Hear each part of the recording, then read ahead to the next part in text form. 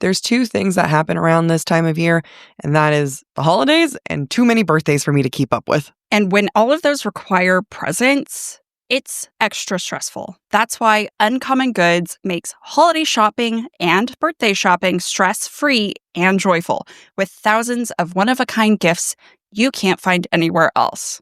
Uncommon Goods has something for everyone. Genuinely, I was going through so many book lovers presents, and I was like, I know this is supposed to be a present for someone else, but like, what if it was for me? But then they also have things for like diehard football fans, for foodies, mixologists, and avid gardeners. I have at least 5 avid gardeners in my life. And when you shop at Uncommon Goods, you're supporting artists and small independent businesses, which we are all about. I had no idea about this. It wasn't until we were reading up about Uncommon Goods that with every purchase you make at Uncommon Goods, they give back $1 to a nonprofit partner of your choice. And they've donated more than $3 million to date. How is it that I feel better about shopping?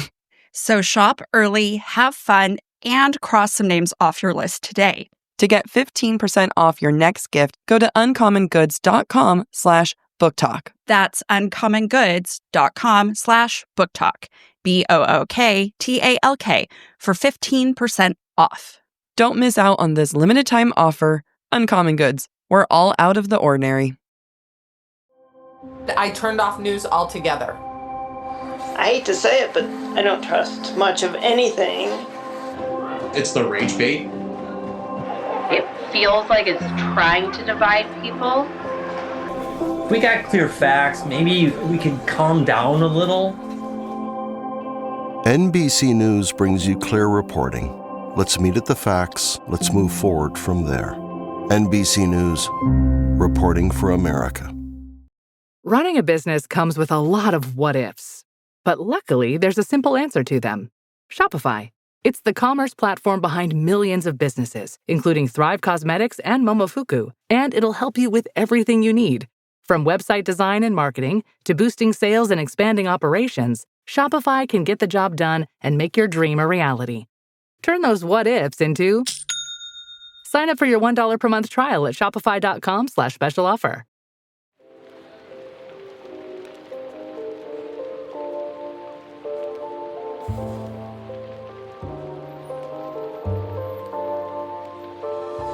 Welcome to Book Talk for Book Talk with Jac and Amy, your besties with a literary podcast that deep dives into your favorite novels. This is Jac. And I'm Amy. We're currently taking a break from our Heir of Fire analysis to talk to author Natasha Siegel about her newest novel, As Many Souls as Stars. Natasha is a writer of historical fiction, fantasy, and romance. She was born and raised in London, where she grew up in a Danish-Jewish family surrounded by stories. Her poetry has won accolades from Foyles and the University of Oxford, and her debut novel, Solomon's Crown, was a New York Times Book Review Editor's Choice. Find her at her website, natashasiegel.com, or on Instagram at Natasha C. Siegel. Welcome, Natasha. Hey. Hi. We're so excited to have you all the way from London.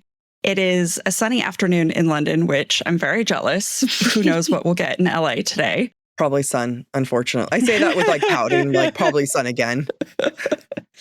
We're so excited to talk about As Many Souls as Stars. I had such a blast reading this book, and I'm so glad that your publicist reached out to us. I think it was Tessa's first time reaching out to us, and I was like, you know what? This sounds like an excellent, excellent book for us to read and introduce to our listeners. So thank you so much for being here today. Yeah, of course. I'm so excited to be here. Thank you for having me. So for those of our listeners who aren't aware, Natasha has written 2 other works of historical fiction that are also romances, one of which is a queer romance, one of which is not. And that was all prior to As Many Souls as Stars. And what I love about this is I feel like, I'm assuming, you've brought a lot of influence from what you've learned from your writing and from your love of historical fiction into As Many Souls as Stars. So that being said, now that my assumptions are out and about, to what extent is that true? Do you feel like you learned a lot from your prior historical romances that influenced this book? Yeah, I mean, I'm unusual in that I think I write around a lot of different time periods. So all of my books have been set in completely different settings, sometimes in different countries. But the research process sort of remains the same throughout. And whether you're writing historical romance or historical fantasy, if you're going to make it historical, I think it's important that you dedicate yourself at least somewhat to understanding those time periods, including that historical detail. I learned so much with my first two books in terms of what kind of research was worth it and what wasn't. And my second book, especially, I think I ended up researching so much stuff that never actually became relevant. And tackling As Many Souls as Stars, which has all of these different time periods, I had to be a bit kinder with myself, allow the sort of first few drafts to just come naturally, and then start really digging into those finer details. I think that would have been way more overwhelming a concept to tackle if I hadn't already written previous historical fiction. I think this would have been a really rough debut to write, just on a technical standpoint. It's got such a huge timeline.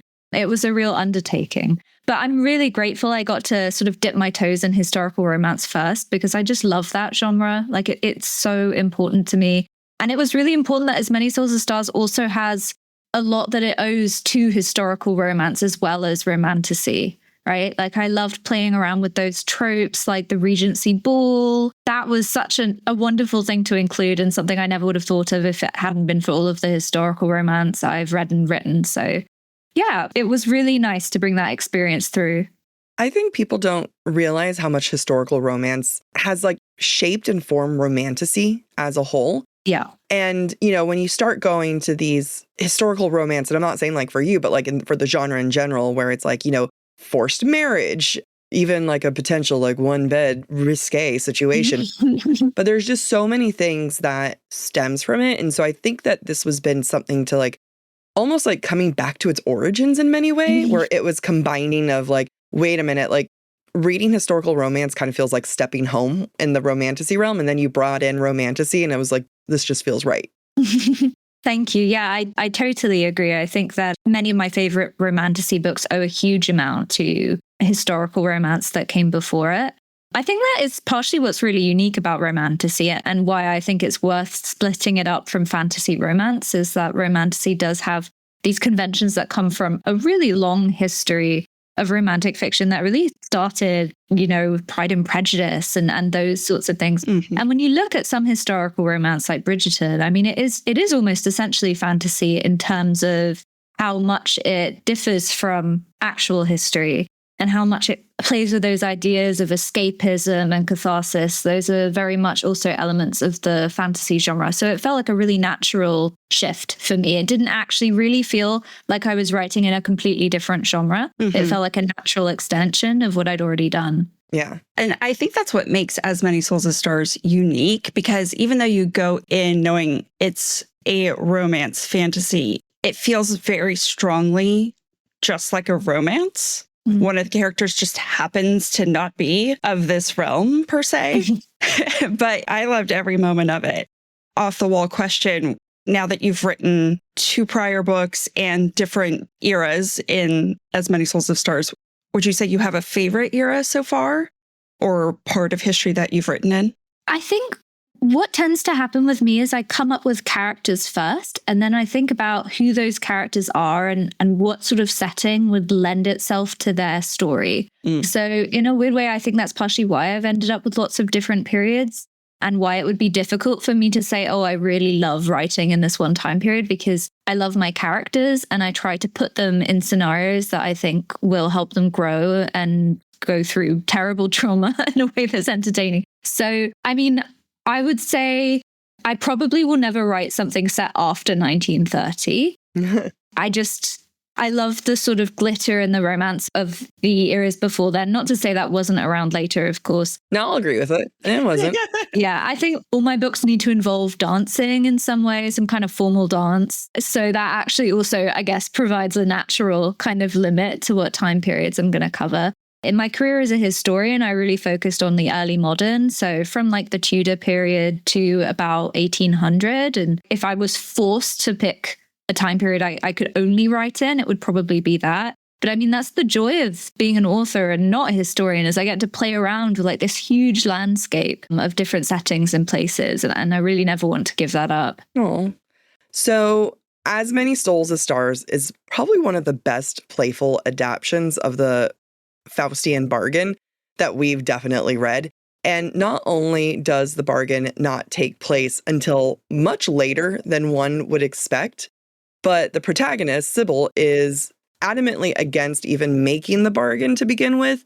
And we don't want to spoil anything about the book in any way the things turn out, but we just want to say that this is like a really good example of a trope archetype that's done extremely, extremely well. Hopefully that was definitely cool because you achieved it. So our question is whether the idea of the Faustian Bargain was the original inspiration for Miriam and Cybil's story, or is it a bunch of different concepts or themes with the original inspiration and then the Faustian Bargain concept came in? It's a little bit of a chicken or an egg question. Yeah, well, I think I can quite confidently say that the Faustian Bargain was the sort of first thing that I really wanted to tackle. Hell yeah. I started writing this when I was in university. And I studied early modern literature. So I studied the original Dr. Faustus, written by Christopher Marlowe. I was really inspired by it. There was lots of really interesting things about it. I mean, the primary thing I was fascinated by was its queerness, which I think is an element of the play that is not necessarily talked about that much. In modern discourse, Marlowe himself was queer. The play itself has a huge amount of strange tension between Dr. Faustus and Mephistopheles, the demon that he summons. So I wrote a little bit about queerness in the play, and I became very interested in the idea of making it sapphic, because I think that these sort of narratives about power, that Faustian Bargain narrative is so much about power and control. I think for a long time, those have been very much limited to male characters. So I really wanted to explore it from the perspective of queerness and also the perspective of womanhood as well. So that was really the genesis of it all. At the same time, I think it's interesting you mentioned that Cybil is not necessarily, she doesn't want to do it. She's resistant to it early on, which is a big departure from the original source material. But in the original source material, I don't know how to put this, it's very much thinking about how men and hubris can interact. I literally was about to say the same thing. I was like, well, It makes sense that a woman would think it through a little bit more.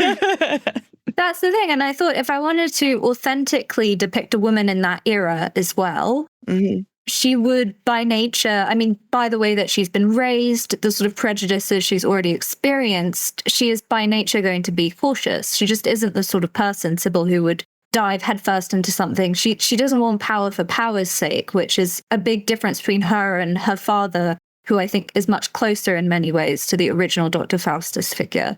So yeah, the idea of the bargain was really important. But what I discovered as I wrote it is that although the bargain was maybe the start of it, inherently it is a love story, or it's a story about a relationship. And it's a story about two people who are utterly unique in ways that are sort of simultaneously completely opposite and yet completely the same. So while the bargain allowed for a way to sort of shoot off into more stuff, the core of the book is really about their relationship more than I think about the bargain itself, if that makes sense. Yes. Yeah, I completely agree. You mentioned previously, like being able to bring in the Regency ball trope, which you also do very uniquely. But while these elements make it fun and recognizable, at the heart of it, it really is about Miriam and Cybil and the way they evolve over centuries, as well as the relationship that they share. So I appreciate what you're saying about Faustian Bargain is cool, but it's not the point. Going back to something you said when your publicist reached out and I read the blurb for this book, the second I saw Sapphic and fantasy, I was like, oh yeah, this is what I want to read. Because I feel like Sapphic fantasy isn't very mainstream yet. I hope it can be one day. I think it's going to take a lot of authors, yourself included, to make that happen. And because of that, some readers might view this book as kind of like, I hate to use the word brave, but I feel like it is a brave endeavor in traditional publishing right now. I would argue, and it goes back to what you were saying, like this book is not possible if the characters were heteronormative, heteroromantic. So you've already kind of answered this question, but to what extent was gender a necessary vehicle for not only the relationship, but the transformation Miriam and Cybil experience? Yeah, I mean, I think that I didn't necessarily set out to write a book that was about womanhood, but I think that's what it's ended up being. And if I had to sort of pick a core theme in the novel, I think it is about the sort of paradoxes and struggle of being a queer woman, and how some of those struggles are universal, some of those struggles are dependent on time and place. So, I mean, it's absolutely inherent. And to be honest, there was never even a question in my mind. The moment I came up with these characters, they were women and they were in love with each other. So it's completely tied to the sort of meat of the story. I think Miriam especially is interesting because she has the choice. Mm-hmm. I mean, her gender is slightly more complicated. I've had some really interesting reader reactions to Miriam and thinking about her gender and queerness, and I think that's really, really interesting. She chooses to be a woman when she first takes human form, and she remains a woman throughout the book. It's never an obligation, that is simply what she is. And so her experience of womanhood is always going to be really opposite to Cybil, who is born a woman and throughout all her lives forced to fight against these very misogynistic and heteronormative structures surrounding her. I found it really freeing to be able to take two female characters of, both queer women who were able to respond and interact with their worlds in such fundamentally different ways. That was really, really important to me, because I do think that you're right that mainstream fantasy right now, sapphic relationships are not always at the forefront. There's tons of amazing work coming out and being done by other authors, but we do have a long way to go. And we also have a long way to go in terms of, I think people put sapphic fiction in a bit of a box. Sometimes they sort of expect it to be a certain way. There are tropes of romantasy that people seem actively surprised to find in some sapphic fiction. The eroticism, the whole shadow daddy thing. I had a reader refer to Miriam as finally a shadow mummy, and I was like, you're right, I found it really liberating to use some of these tropes that I love in genre fiction. I mean, I read MF romantasy all the time. It was so much fun to feel like I had the freedom to apply that to a sapphic relationship too, and to feel like it's such a joy to have two main characters who are women who feel so different from each other, who interact with their historical settings in such different ways. So yeah, womanhood, really important. The sapphic element, really, really important. And they're really sort of tied together. Mm-hmm. I think that inherent to both of these women's identities is their attraction to each other and also their place within the narrative as women. So yeah. It's so interesting because when it comes to contemporary romance, I haven't seen it so much with romantasy, but within contemporary romance, I have seen quite a bit of romance, even when it's a reverse harem, there's always still a lot of romances within. And it is one of those things that it's surprising how much sapphic romance, whether it's contemporary or romantasy or what other genres may be, there isn't as much as one would hope or expect. Mm. But I also found personally, as someone looking for sapphic romances, I mean, I have particular taste in romance, and I would say that my taste tends a bit darker.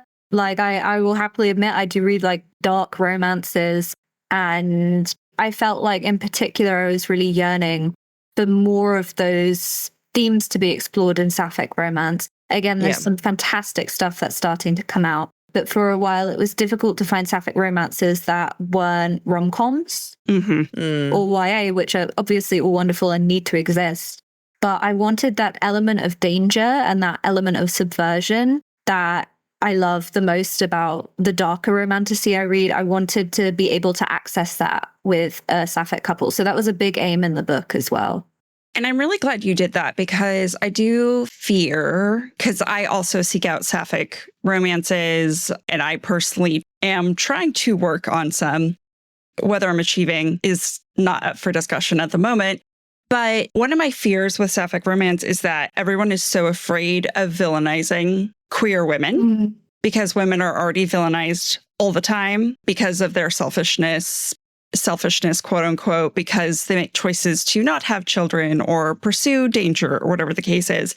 And then to put them in a dark romance setting, my theory is people are afraid of are we damning ourselves by putting sapphic relationships in these dark settings? because then we're just proving them right about what their misconceptions are of what it means to be queer. Yeah, that's a really interesting point. I mean, I think that is a big question in the book itself. Cybil has this line in the first act. She says, if they think me a witch, then a witch I shall be. Mm-hmm. I think in some ways, a lot of the emotions in the book are about the futility of that. Yeah. Because in my experience, at least personally, the people who are going to demonize you will do it. And in that case, I would rather reclaim that narrative. Mm-hmm. This is just my personal emotion. I would rather reclaim that narrative of demonization than I would try and hide it away, if that makes sense. Yeah. I think a big part of the book is that the protagonists are rightfully angry at the way that they are treated, and they have power to retaliate. And that retaliation is not necessarily palatable. It involves a lot of violence and a lot of violence against men. But that is part of what makes it a cathartic book, like a cathartic book to read and to write, is to be able to see that fantasy, the fantasy of having that power, having men fear you. I think it is worthwhile because I'm not writing for the people who would be put off by that anyway. Right. Yeah. I feel that this is not the book for them, and I never wanted it to be. And it's about a range of experience as well. It's about making sure that queer women characters can be everything. They can be evil, they can be wonderful, they can be princesses and demons and everything in between. And if we're really going to see change in terms of the industry and broadening that kind of book and that market, we need to allow people access to all sorts of different protagonists. Mm-hmm. Otherwise, I think we're just narrowing the scope. And the audience is only going to get smaller, not bigger. Yeah. I agree. I think what I really love about Miriam and Cybil's story is that I don't think they encounter each other knowing that they're queer. They encounter each other and they're like, I feel this magnetism and this attraction that I never expected, and I'm just going to run with it. And what I like about that is that there's never a moment to stop and question, like, am I morally good or bad for wanting this? How will society view me? It's always just like, nope, I feel tension, sexual tension with this person, and I want to explore that. Yeah, I mean, they have so much other stuff going on. But Yeah. I think that was an important part of it too, is I love queer historical fiction, always have. A lot of queer historical fiction, again, something that thankfully is changing, focuses a lot on queerness as the source of conflict. Right. Mm-hmm. Which we need. We need that stuff because we can't pretend like everything's always been hunky-dory and no one's ever cared. Right. So we need that. But it's about that range. I really wanted more queer fiction in historical settings where the conflict didn't derive from them feeling torn about their identities or from homophobia. Mm-hmm. Yeah. And that's sort of been a name in all of my books. And in this one in particular, it's evident. I mean, why would they worry about people being homophobic towards them when they are, they have much bigger fish to fry in the context of the book? Yeah. That's not to belittle that as a conflict at all. But I think it was an important element of the book that their struggle is to do with this larger struggle of womanhood rather than specifically the queer relationship between them. That is just a natural element of their larger characters. Absolutely. Yeah. Grab a snack, stretch your legs, and listen to this while we plot our next move.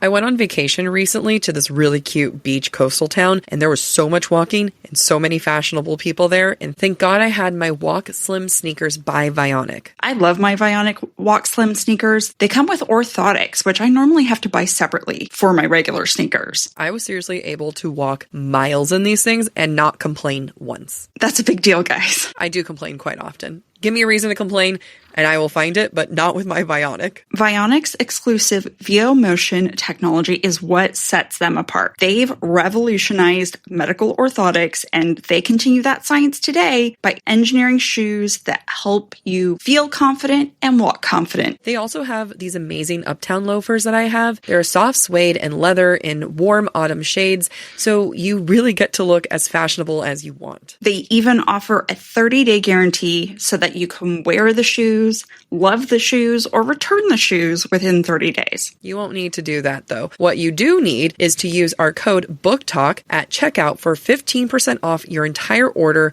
at vionicshoes.com when you log into your account. It's a one-time use only, so use that code BookTalk, BookTalk, at checkout for 15% off your entire order. Vionic Shoes, wearable well-being for your feet. Amy, you and I are just getting busier and busier with the holiday season coming up and with all of these book conferences that we're going to, and I just do not have time to go grocery shopping for my food. Even if I go grocery shopping, I get so bored because all I know how to do is the same thing over and over. That's why HelloFresh figures it out for you. HelloFresh is the #1 meal kit in America, making home cooking easier with chef-crafted recipes and fresh ingredients delivered straight to your door. That is the kind of service I like. And this isn't the HelloFresh you remember from a few years ago. They have doubled their menu. You can choose from 100 options each week, including seasonal dishes, and dig into bigger portions that keeps you satisfied. And they're even healthier. I don't have to stress about shopping for the right healthy food when I get to choose from over 15 high-protein recipes each week with options like grass-fed ribeyes or lamb chops. HelloFresh now helps you eat greener with new veggie-packed recipes that have 2 or more veggies per dish, which is way more veggies than I've been eating. The best way to cook just got better. Go to HelloFresh.com/BookTalk10FM now to get 10 free meals plus a free breakfast for life. 1 per box with active subscription. Free meals applied at discount on first box. New subscribers only. Varies by plan. That's HelloFresh.com/BookTalk10FM. That's BookTalk10FM to get 10 free meals plus free breakfast for life.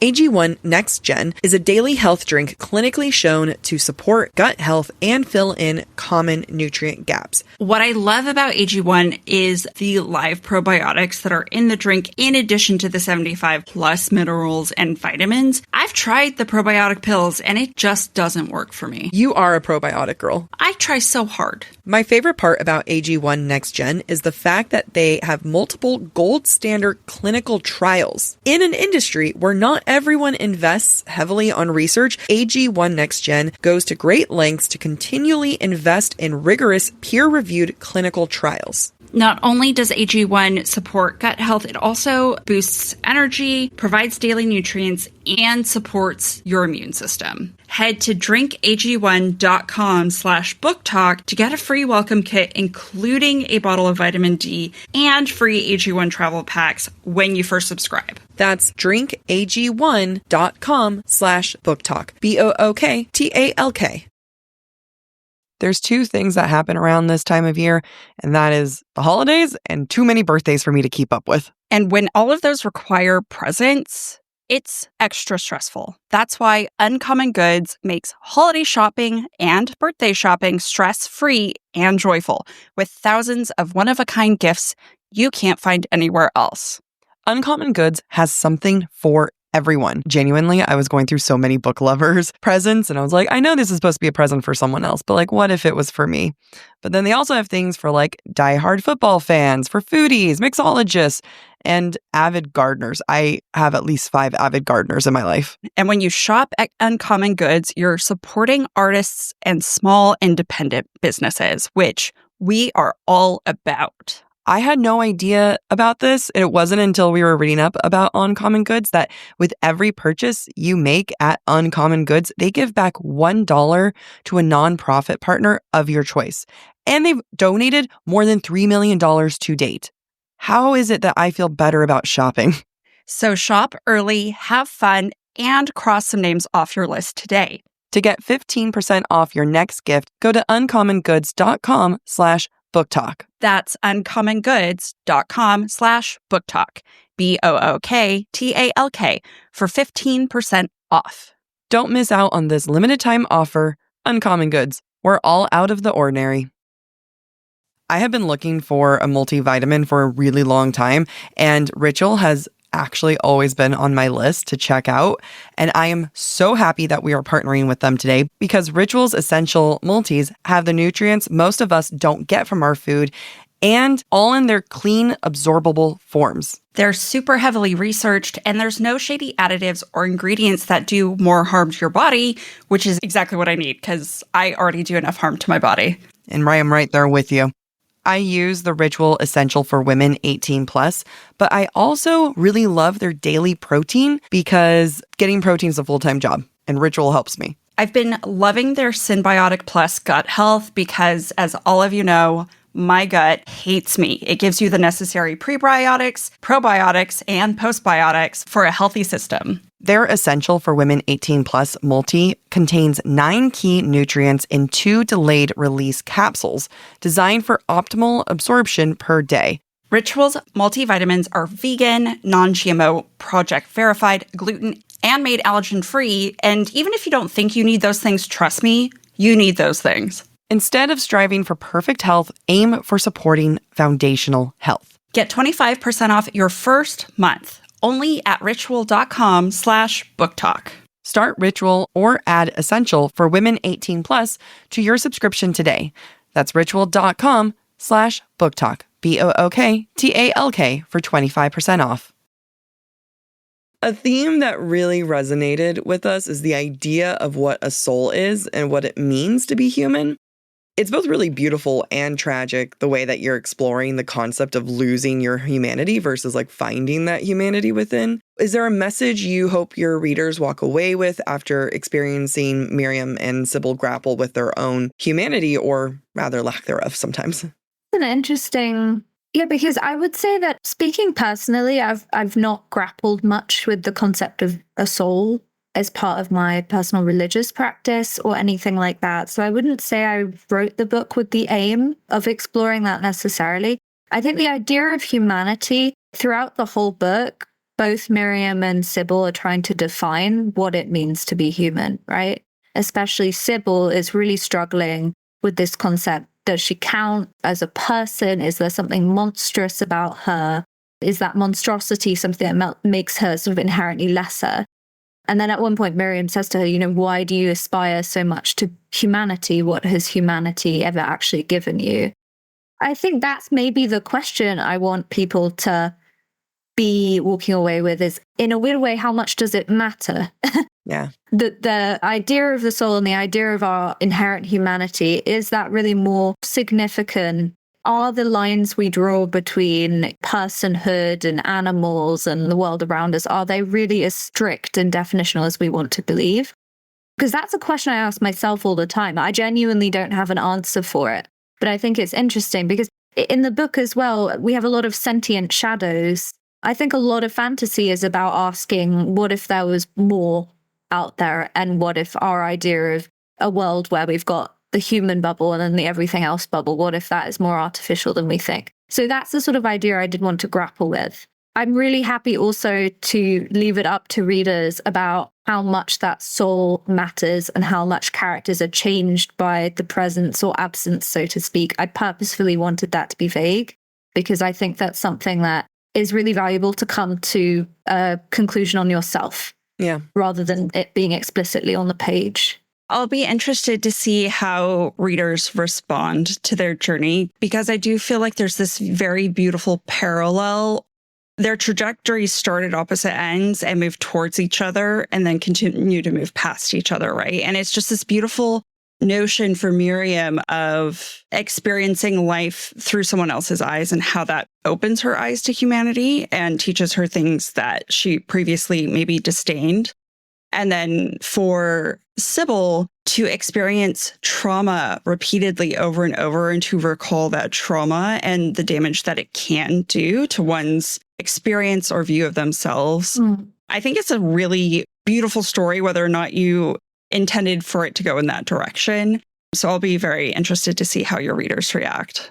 Yeah, me too. I mean, I definitely, that idea of the sort of trajectory going in opposite directions and meeting, that was something I really clung on to when I was sort of planning the narrative. I thought that was really important, that they simultaneously become more and more like each other, even as in some ways they also become more and more different from who they were at the start of the book, which I think is a lovely thing that's inherent in all romance in a way is the idea that these two people are changing each other fundamentally. That's one of the biggest things I think the book owes the romance genre, is how captivated I was by that idea.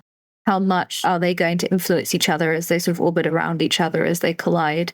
That's the tension that's in all romance novels, whether it's a rom-com or a romantasy or whatever. Well, I think you did a fantastic job. Thank you. So one other aspect of the journey that Cybil goes on is that there is either a significant presence or absence of family and friends in her various lives that I feel like really impact her trajectory in those lives. It was very interesting to me that other than maybe Sybil's mother at the start of the book, a lot of the relationships that Cybil ends up having are with men in her various lifetimes. And I wondered, was that intentional given the dynamics that are occurring between Miriam and Cybil and the importance of Sybil's mother? Or was maybe there some other commentary that was underlying this decision? Yeah, interesting. Because actually, like you mentioning that all these significant figures are men is, I suppose, something I obviously knew, but I never really interrogated directly. But I think generally I needed the sense of her being trapped. And she needed to be isolated in a way that wasn't just literal. I mean, it's very literal. In the first section of the book, she's very physically isolated.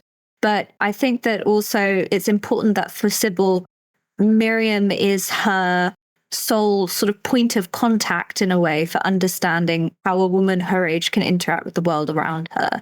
Because I think Miriam uses that as a way to connect with her and also to keep her from connecting with others. So there is something there. I think that the relationship that Cybil has with Miriam, on Cybil's end, part of the intensity comes from the fact that there are no other women in her life who give her affection or admire her in any particular way. And that includes her mother in the first part of the book.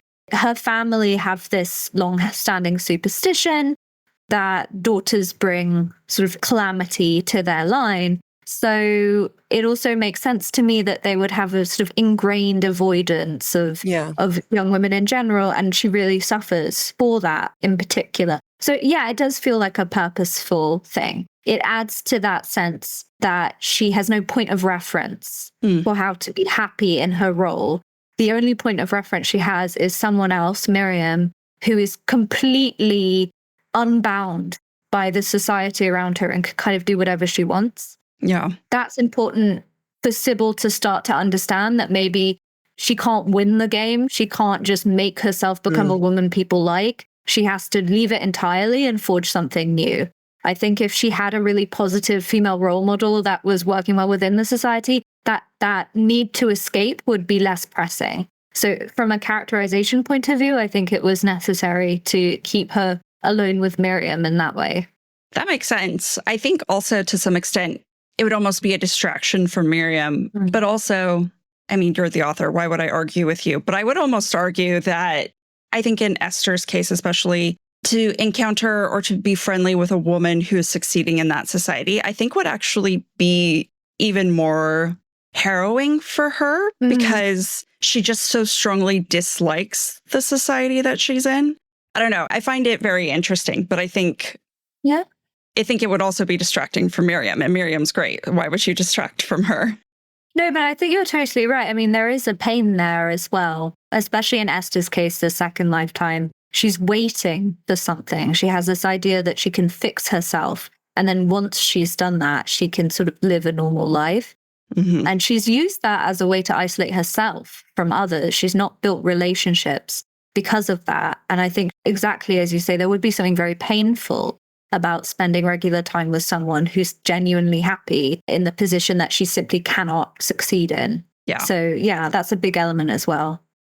So we talked a lot about Miriam and Cybil and Cybil's incarnations, but were there any other secondary characters that you really enjoy writing? Was there one that you liked more? And who has more of a backstory that we might not have been able to see on page yet? I think my favorite character to write, apart from the leads, was Isaac, who's Esther's brother in the second section of the book, her younger brother. I have the same age gap. I have a much younger brother. So that was like a very personal touch for me. And I really understand the sort of older sister, I suppose, sense of responsibility, sense of worry. And I mean, for Esther, it's just amplified to a crazy degree, right? Because she genuinely fears she's going to ruin his life. And he was a real point of light in the book. You know, he's much more of a happy-go-lucky sort of character. He's outgoing, he's extroverted. And like Esther, he has issues in the society he's living in. He's also marginalized.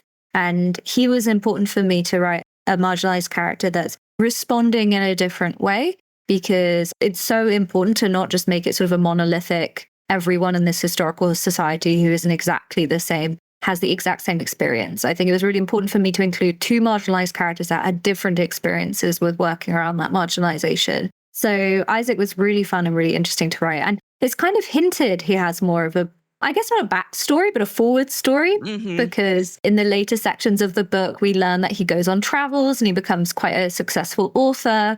So I always thought if I were to write more in the world, I would maybe sort of follow him around a bit in the 19th century. But I'm very fond of him. I've had some readers annoyed that he's not in more of it.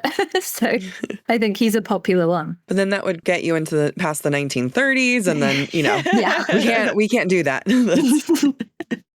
No, he is such a bright spot. And I don't know if the relationship between Esther and Isaac is reflective of your relationship with your brother, but I could feel like that sibling affection, especially on his part, like despite Esther constantly pushing him away, he's very protective of her and he cares deeply. And I really admired that about him and his journey, because I think he, from an outsider's point of view, he would have more reason to be upset with his society, but he does more to embrace it than Esther does. And I think that's what makes him so enjoyable as well.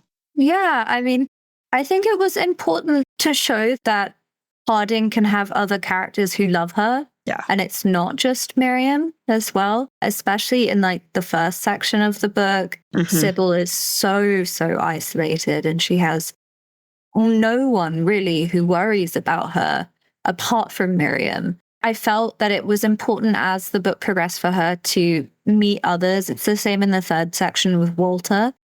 Meet others who care about her and try and help her, because it also gives her more of that agency. Her sort of entanglement with Miriam is not solely a result of no one else being around. She also has this fascination with her and with the darkness that she can't quite kick. And I think that would be less effective if it felt like there were no other options for her. She has to some extent be making a choice. And those other characters offering her another way that she then refuses is an element of giving her that choice. Yeah. No, I love that. I think that's an excellent point. She makes decisions to make sure her family doesn't remember her in the third act. She makes decisions to push people away. So I think that's a great point, that at the end of the day, her isolation is ultimately also agency. Well, we want to be respectful of your time, but is there anything else about As Many Souls as Stars you want listeners to know about? Anything you're eager to talk about when it comes to these characters in this story that you've created? I mean, I really don't want to give too much away, and you guys have done such a fantastic job at bringing up a lot of the main themes. I would say this is a very genre-bending book. So I want people to know that there's a little bit of everything. It's got some romantasy elements. It's a bit historical. There's been a lot of comps to Addie LaRue, which I think just from the perspective of, that sort of book that could be almost on any shelf and it kind of might make sense there. But it does have some horror elements as well. So if you're interested in it, it is gothic. It's got some darker themes. It has some moments of violence. There's a full list of content warnings on the books page on my website. So if you're a little bit apprehensive, it's totally fine to just check that out and see if it's for you. But I'm really excited about it for sure. So I really hope that people who read it enjoy it. I hope so too. I will be promoting this book heavily to our listeners. I think we're going to add it to our winter or our book club too. Like we were just We very much enjoyed this. That's really sweet of you guys. I'm really excited about it. I really am. It is a foray into a new genre, and that can be really nerve-wracking. Yeah. And it is the first Sapphic book I wrote, and in that way, it was quite personal for me. I feel like the process of writing it really helped me come to terms with my own identity as a queer woman. So I think this will always have a really special place in my heart. This book is part of that journey for me. So it means a lot that the response to it so far has been so wonderful. People are being so lovely about it. Yeah, it's really touching. It makes me very happy. Good. Well, and I hope that you continue to have that experience and ignore the people who don't have that reaction, because it is a very fantastic book. And I really encourage our readers. It's a great foray into not only Sapphic romance, but also speculative fantasy and historical as well. I think it's a great gateway into a lot of different genres that maybe our listeners are not accustomed to. Mm-hmm. Do you have any other project? I know you're just like probably doing press for this now, but we have some author friends who are always like, yep, I've already got 5 other books in the works. Do you have other projects you're working on that you want us to know about? Yeah, I'm a little limited in how much I can share at the moment, but I am really lucky that ideally this time next year, I'll be having another historical fantasy coming out with Morrow. Yay! Ooh. Yeah, and I'm in edits for that now. Nice.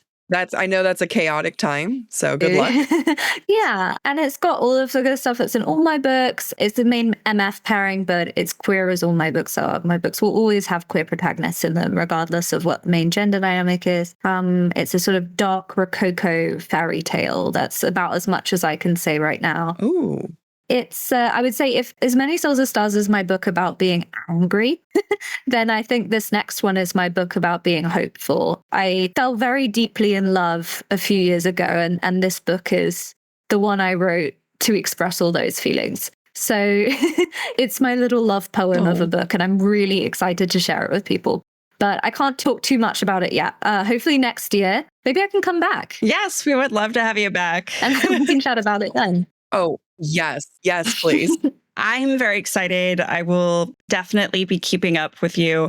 And where can our listeners find you?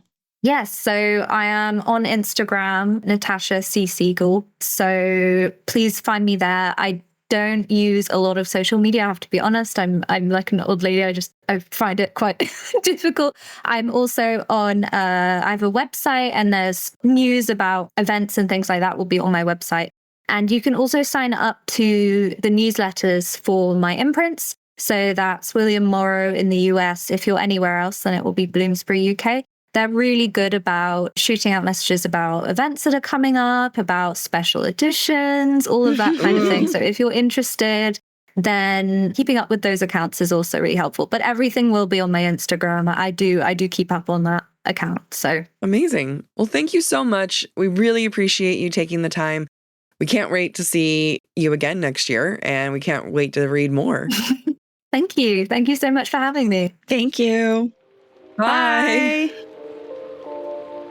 Thank you for listening to this special episode of Book Talk for Book Talk with Jac and Amy. If you're enjoying the show, don't forget to rate, review, and subscribe on your favorite podcast platform. It really helps others readers find us. And of course, we'd love to hear what you thought of today's episode. Share your comments through our form at booktalkforbooktalk.com, and we might feature your feedback in a future mini episode or in a Patreon exclusive episode. For merch and more ways to support the show, head to booktalkforbooktalk.com. You can also follow us on TikTok, Instagram, and YouTube at the handle Book Talk for Book Talk. Join us as we keep the analysis going by subscribing to our Substack to get more insights on the romantasy and romance world. Head to the subtext societyjournal.substack.com. Bye.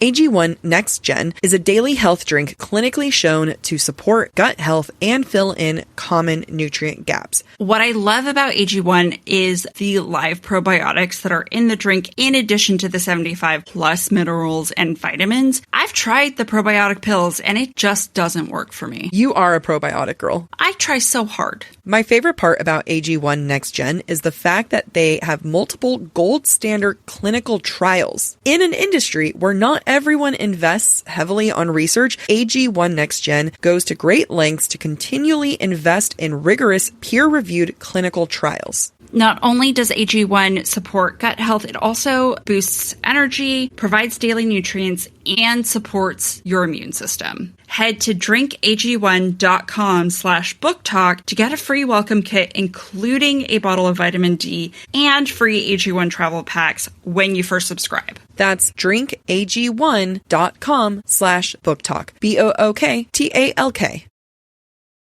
I have been looking for a multivitamin for a really long time, and Ritual has actually always been on my list to check out. And I am so happy that we are partnering with them today because Ritual's essential multis have the nutrients most of us don't get from our food and all in their clean, absorbable forms. They're super heavily researched, and there's no shady additives or ingredients that do more harm to your body, which is exactly what I need because I already do enough harm to my body. And I'm right there with you.